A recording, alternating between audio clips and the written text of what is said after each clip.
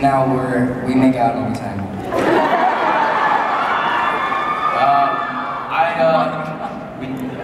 We don't make out. We don't. Holland, Roden.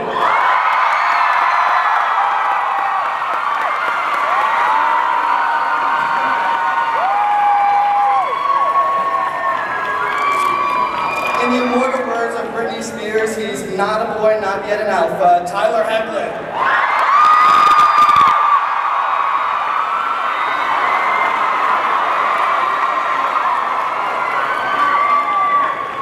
So we met her in Eichen House, so it makes a lot of sense that we're crazy for Shelley Hennig.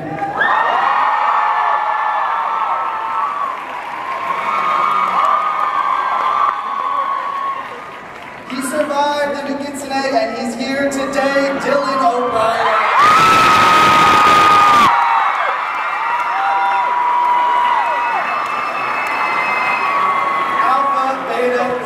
Doesn't matter, he'll always be our Teen Wolf, Tyler Posey.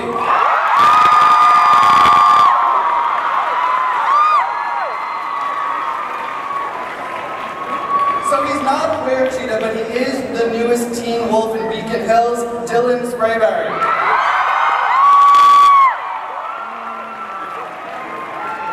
And last but not least, the man who controls it all, executive producer Jeff Davis.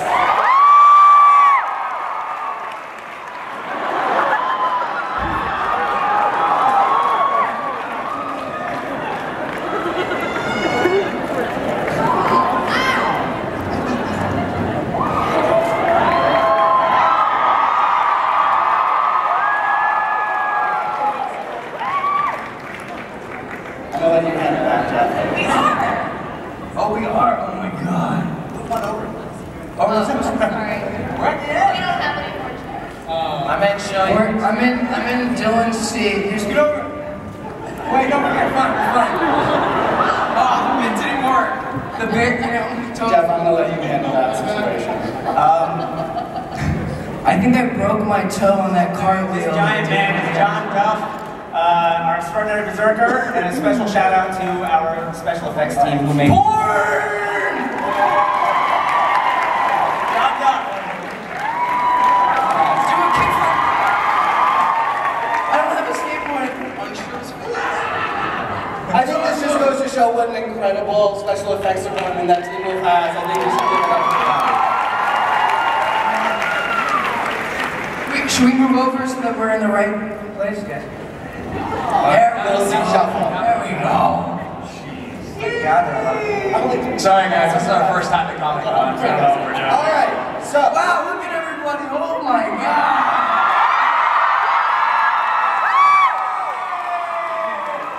So, for two quick issues, before we get into talking about the new season, first, I think we all just need to give a collective round of applause to Dylan O'Brien for everything he did at the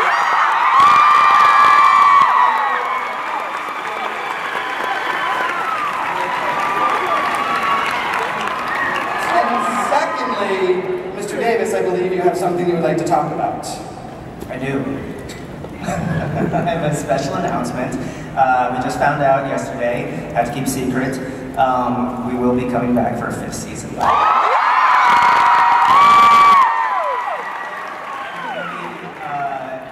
Not 12 episodes like 4th, it will be 20, which is easy. 20 more episodes of Teen Wolf coming. Nice. Like there is any doubt. And I appreciate that with the addition of Dylan Sprayberry, you've continued to only cast just 2 names. I think it's important for anyone to be active. How that happens. I mean, It's gonna be Dylan's and Tyler. We call him Little Dill. You call him Little Dill Spray? Oh yeah. I guess. You said that in an interview.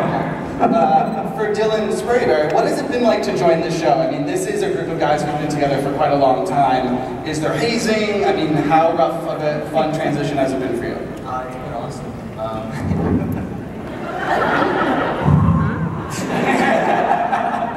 It's been awesome. I mean, these guys, that's really echoey. These guys are great. They're like my brothers now, and we've been working for like a half a year, and it feels like we've been working together forever. It's awesome. And He's like the greatest kid alive, too. He's only 16. So, just turned 16. For Posey and Roden, I mean, does it, on the show, Styles and Scott kind of take him under their wing? Has that been sort of replicated on set as well? Yes. I mean, I see. it definitely has. I mean, well, we don't. I mean, I feel like he's taken us under his wing too. We just fit well together. You know, it's not like I feel like I'm older than him and we're trying to show him the ropes. It's just we're just hanging out. We're having fun, you know, and it's a great time. You were perfect. I love you. Don't scream, baby. What about the other Dylan?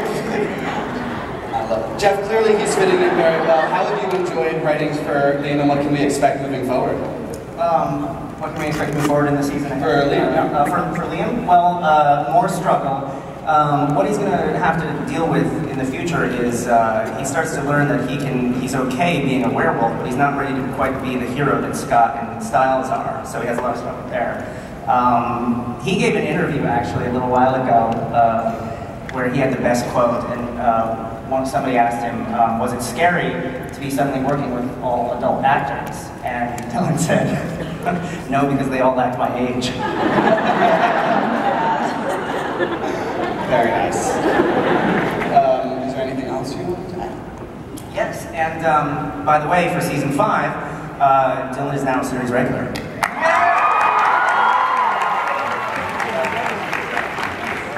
But you know, that is not the only new addition we've had to Beacon Hills in a major way this year. Malia has really moved on.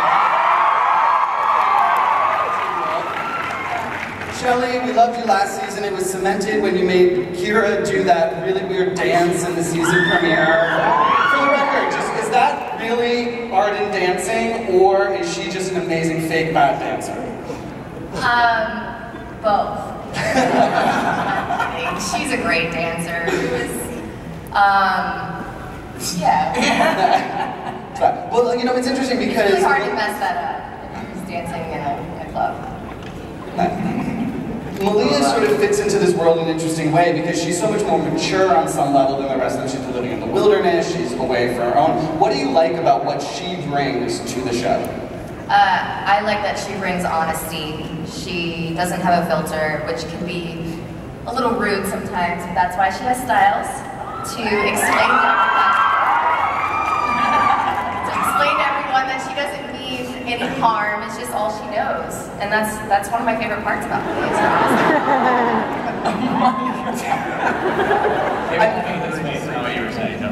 I feel like Derek has a huge secret that he's keeping from everyone, which we found out in last week's episode. What was your reaction when you found out your character was slowly losing all of his powers? For me, it was actually really exciting. It was kind of an opportunity to, I think anytime you come across something with your character that you can personally relate to in like a very real kind of way, it's always really exciting. So for me, Derek becoming more human was much the same as I went through when I stopped playing baseball, because that was such a huge identity thing for me as a kid growing up, that when I stopped, I kind of had this weird, you know, moment where you go, well, who am I without that? So for Derek to be losing his powers as a werewolf, he's going to have to figure out who he is when he's not a werewolf. So it's becoming a human and moving on and finding your identity and, you know, who you are and what you stand for and the actions you take, as opposed to just, you know, a label that you might have. There was the scene where Derek said to Scott, "You're really good at this," after he watched him sort of talk Liam down. I thought that was such a great scene, and it was like a passing of the torch in a really interesting way. It was funny, because when you were asking Posey and Dylan about, you know, how they are with Sprayberry on set, like being the older brothers kind of thing, it's been really weird to watch, because Posey and Dylan are now the same age that I was when we started the show. And Isn't that crazy? Sprayberry's a little bit younger than they were, but still, it's kind of, when we shot that scene, it was one of those weird moments of life. I can't see the far end of the table. What's going on? Watch the TV. You can see everything in there. Just look at No, but oh, that's weird. But it was a weird moment of like, oh my god, exactly what's happening in this scene is kind of what's happening in real life. I was like seeing Scott fill that role that Derek was in season 1. And it was like a really weird kind of trippy moment. So I really really enjoyed that scene. That was probably one of my favorite scenes we've ever shot on the show for me personally. Nice. Why don't we just take a look at what's coming up for the rest of this season? I don't even know where to start now. Jeff, how many of these people on this panel are being killed off in the back half of the season? I feel like there was no one left unbloodied, unbruised, and semi-unconscious. Sounds about right. What can you sort of talk about what's coming up in the next stretch? A lot of decision making, a lot of character arcs coming to a finish, I could say. You saw Peter Hale at the end of that trailer, and one of the last line he says is, "It was my bite that changed your life. It's my bite that can end it." So you're going to be seeing the fruition of Peter Hale's plan and what he intends with Scott. That was the first time we've seen him as a wolf other than the alpha, right? Yeah. He was a big CGI monster before. Yes, he was. Ian has never worn the werewolf makeup before other than that moment. He was just a CGI monster. Does anybody care? Is that to anybody? We care. Okay, thank you. Dylan Sprayberry, can you talk? I mean, we saw you jumping through the air, full wolfed out. Can you talk about what that was like doing for, I would imagine, the first time, unless you just do that in your downtime too? It was really fun, especially getting to do some of my own stunts. I mean, obviously they have people that are better at that than I am, but I get to do some of it like that. That was a pretty impressive jump. It was fun. You were jumping, dude. I was jumping. Who says a man can't jump? And Hoechlin, based on that trailer, I would assume you don't put any shirts on for the rest of the season. I think I got lucky in 3A and 3B, and then it caught up with me. Yeah, there was quite a bit of that, right? That's the first time I've seen that trailer. I was unaware. I love that. Well, I feel like it's about that time to open it up to your guys' questions. I believe there's a mic you can all line up back. Is that... Fight! So there's no on the microphones. I'm not an instigator, I'm just joking, I swear. I promise. This will be very Nobody fight. All right. Important question, how much time do we have? How much time do we have? We got a little bit of time? All day. Okay, so we get through rounds. All right, do we have our first question? What are we going to get told? Yeah, we are. I mean, we're going to try our best not to ramble, yeah? Hello. Hi, I'm Emma, and I wanted to ask what drew you to audition for the show? Not money. I mean, for me, what drew me to the audition is that it was Scott is the lead character. I had never played a lead before, so I was like, hell yeah. It was on MTV. I grew up watching MTV. I read the script. It was phenomenal, Jeff Davis. And everything was just exactly the way I wanted it to be. And then I met Dylan and Tyler, and I was like, oh hell yeah, I have to be a part of this. And then it's been history ever since. And now we make out all the time.